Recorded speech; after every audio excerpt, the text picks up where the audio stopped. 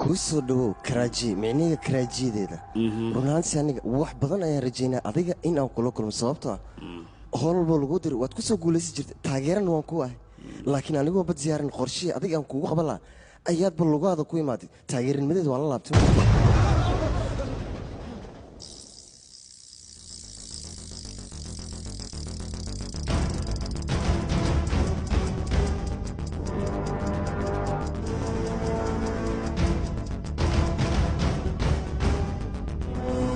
horta taageernimada haygala laaban been maaha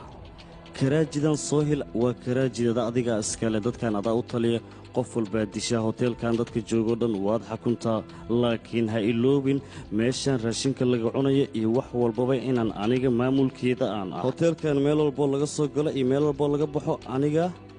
madaxa wahdhionesaan dabaqan waxaa ku qiyaasay 20 kiilo qaraxa in uu ogkay ku yahay hal mar botonkaanan taabanaa qaraxii wuu dhacayaa waad ku dhimanaysaa aabbahana wiil la'aana ku dhacayso arjun tartiib intse goorta iga hor leh ha igu qaylin botonka gacantayda ku jiraa ma qarxiyaa aniga amar kale dadkan waxaad ku amartaa inay bannaanka u baxaan gibguud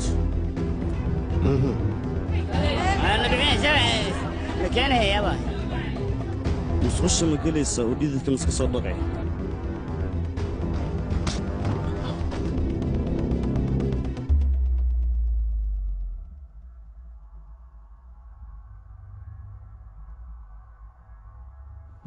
soohil karaajida aad maamusho ma noocaanay u taallaa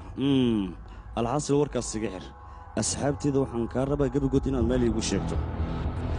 ii sheeg halkay joogaan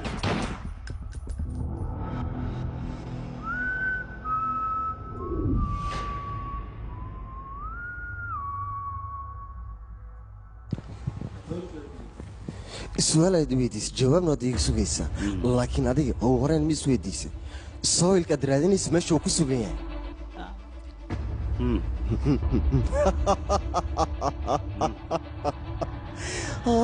aniga sooil ma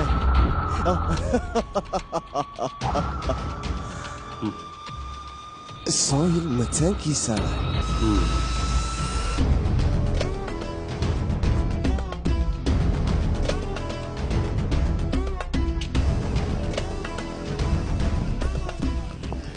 arjun karaajiyo markuu imaado labadeen matsaanaha mid ka mid ayuu gacanta ku dhigi doonaa markaas anagan waxaa ogaa doonaa sirdoonka karaaji arjun uu joogo kadibna sirdoonkaas dunida ayaan dhaafinaynaa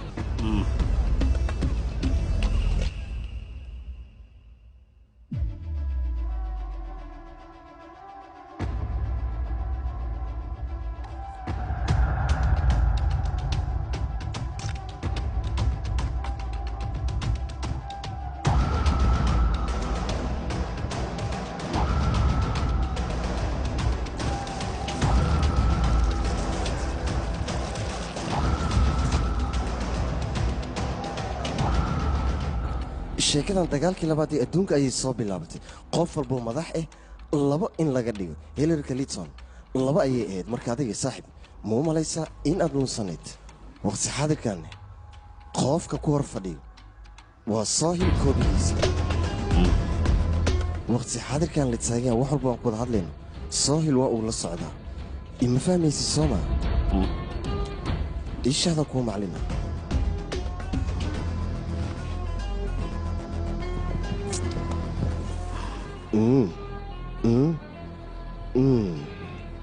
GPS kan ayuu kaala socdaa ninkan taageeraha u ahayo way kuu dhammaatay